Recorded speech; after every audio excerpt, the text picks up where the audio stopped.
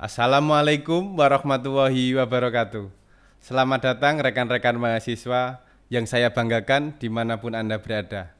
Semoga selalu dalam keadaan sehat walafiat dan dalam lindungan Allah Subhanahu wa Ta'ala. Selamat datang di ruang belajar akuntansi manajemen sistem pembelajaran daring Fakultas Ekonomi dan Bisnis Unisnu Jepara. Pertemuan kali ini kita akan belajar terkait dengan di Capital Investment Decision. Adapun hal-hal yang terkait dengan di Capital Investment Decision, ada beberapa gambaran umum materinya.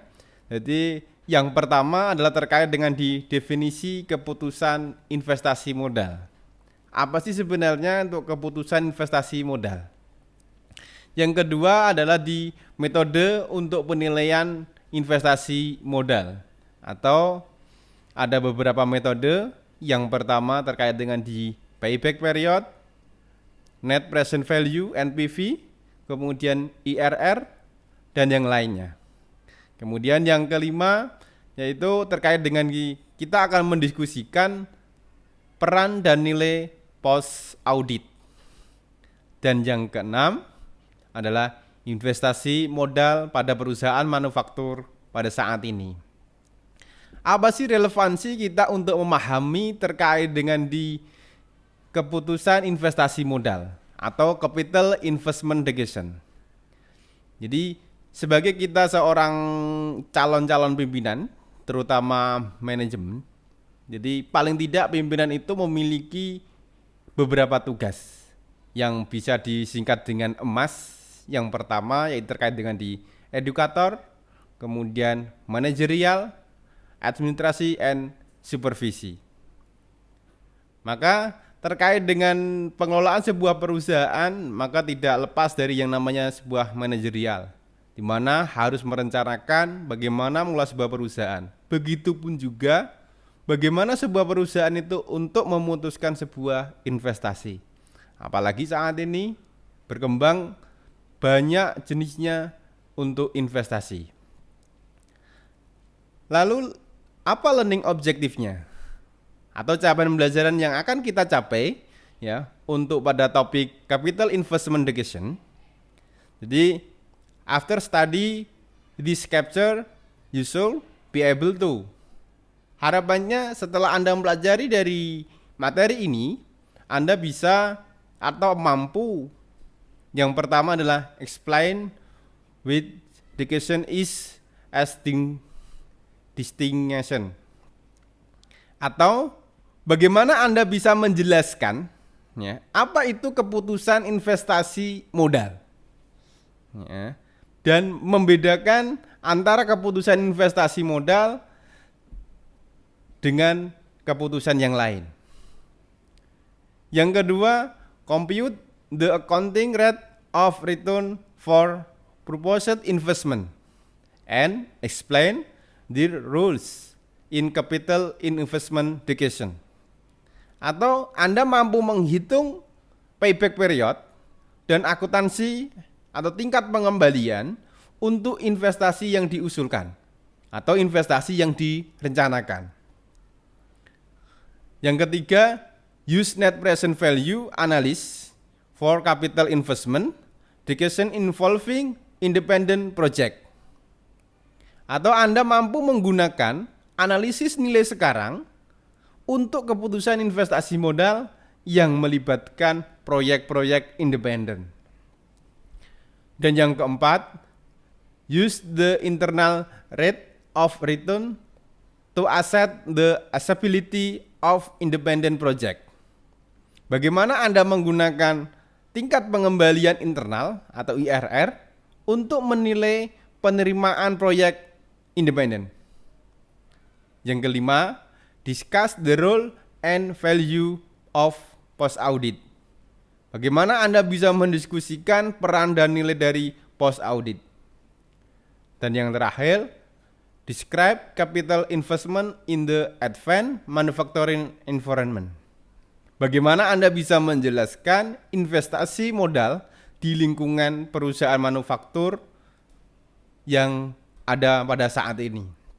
Itu adalah learning objektif yang akan kita capai ya untuk pada topik hari ini. Jadi terkait dengan di education capital investment education. Untuk yang pertama, bagaimana sih konsep dari capital education investment? Jadi capital investment education are concerned with the purpose. With the process of the planning, setting goals and priorities, arranging financing, and using certain criteria to select long-term asset. Jadi keputusan investasi modal itu berkaitan dengan yang pertama, proses perencanaan. Jadi proses of planning. Yang kedua, berkaitan dengan penetapan tujuan, setting goal, and prioritas. Dan yang selanjutnya adalah arranging financing atau mengatur pembiayaan. Dan yang selanjutnya, bagaimana kita untuk menggunakan kriteria tertentu ya untuk memilih aset jangka panjang. Itu adalah konsep dari capital investment education. Lalu apa metode penilaian investasi itu? Pada topik ini akan saya sajikan beberapa metode atau model dalam menilai investasi. Yang pertama terkait dengan di payback period. Yang kedua terkait dengan di accounting rate of return. Yang ketiga ada net present value. Dan yang keempat ada profitability index. Dan yang kelima ada internal rate of return. Dari sekian metode itu, mungkin saya hanya akan menjelaskan beberapa. Ya. Yang pertama akan saya singgung terkait dengan di payback method. Bagaimana sih kaitannya dengan pengembalian? Ya, periode pengembalian. Jadi dalam payback period di sini untuk metode ini itu adalah menghitung berapa lama sih tingkat pengembalian dari investasi yang kita keluarkan. Ya. Jadi dengan asumsi apa? Dengan asumsi bahwa kas yang masuk setiap tahunnya itu masuk secara merata. Jadi bisa dikatakan kalau dihitung secara matematik, payback period sama dengan original investment dibagi dengan annual cash flow. Atau payback period itu sama dengan nilai dari investasi dibagi dengan arus kas masuk tahunan. Ya, jadi itu adalah payback period. Contoh penerapan dari payback period. Jadi di mana arus kas setiap tahunnya sama. Jadi yang pertama, misal saya contohkan. Jadi proyek B, jadi kegiatan yang independen, itu membutuhkan investasi sebesar Rp120.000 proyek B. Dengan aliran kas masuk atau proceed itu diperkirakan Rp40.000 per tahunnya. Selama berapa? 6 tahun. Berapa sih besarnya payback periodnya? Jadi dengan kita menilai jumlah dari investasi yaitu 120.000 ya, dibagi dengan arus kas masuk setiap tahunnya adalah rata-rata sama yaitu 40.000, maka dapat kita hitung hasilnya adalah di 3 tahun yaitu 120.000 dibagi dengan 40.000. Berarti hasilnya adalah 1 tahun. Artinya apa?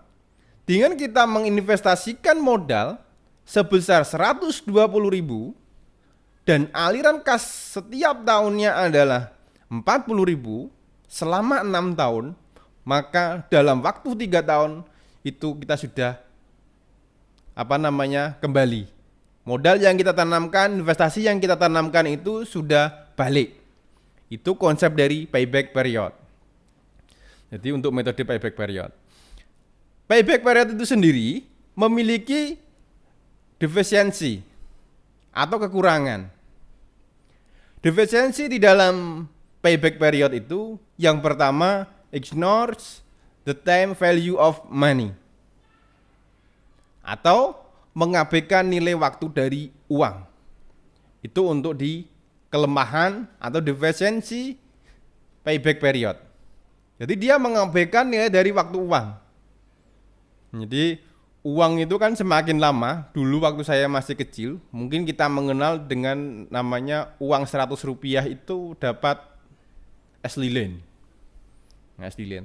Apakah sekarang itu masih dapat? Kan sudah enggak. Nah, jadi karena adanya perubahan nilai dari uang itu sendiri. Karena waktu seiring berjalan waktu.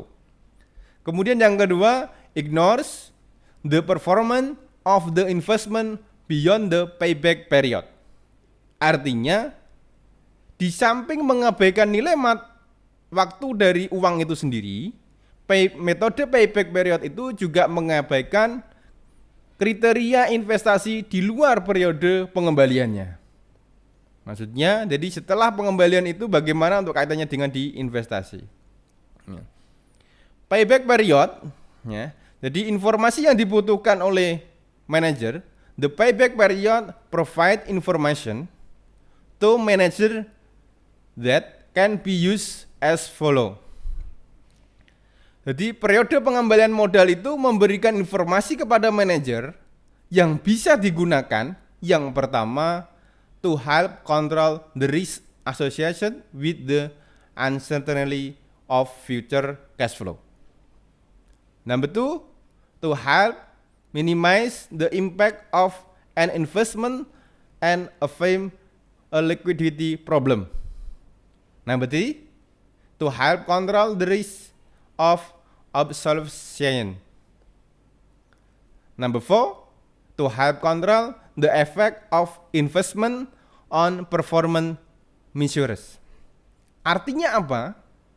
Jadi informasi dari payback period, metode payback period ini dapat digunakan oleh manajer. Yang pertama adalah untuk membantu mengendalikan risiko yang terkait dengan di ketidakpastian arus kas di masa yang akan datang atau di masa depan.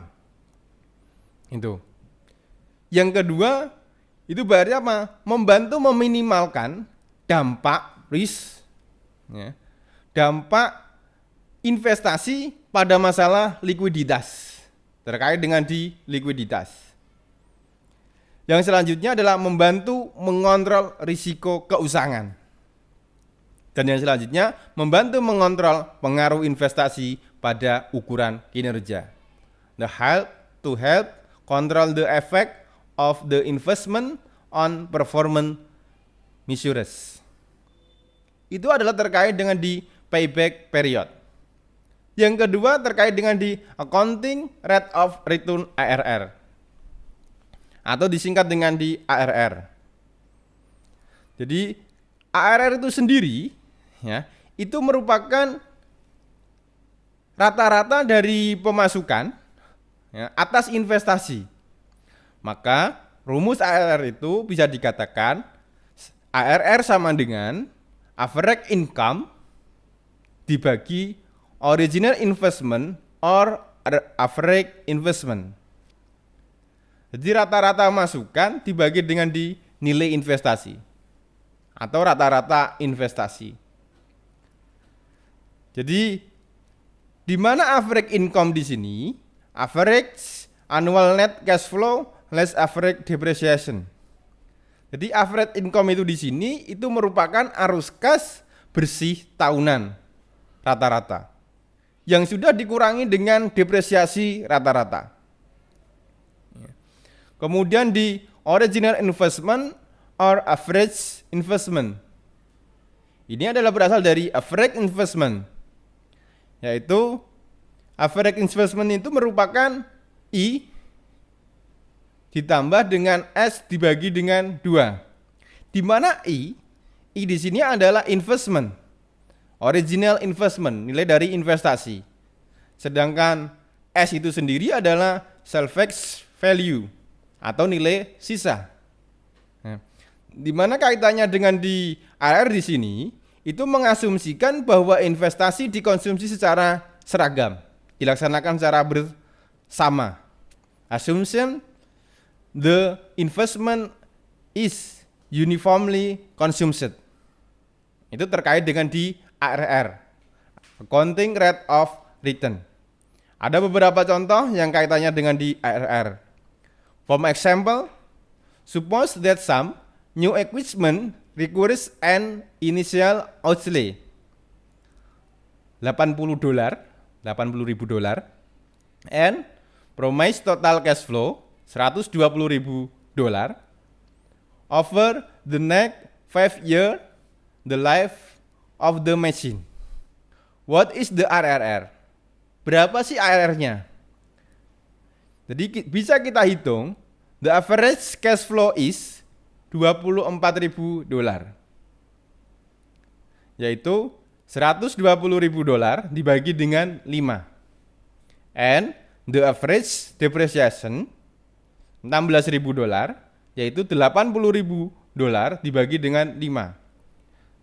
So, maka ARR-nya is $24.000 dikurangi $16.000 dibagi dengan $80.000.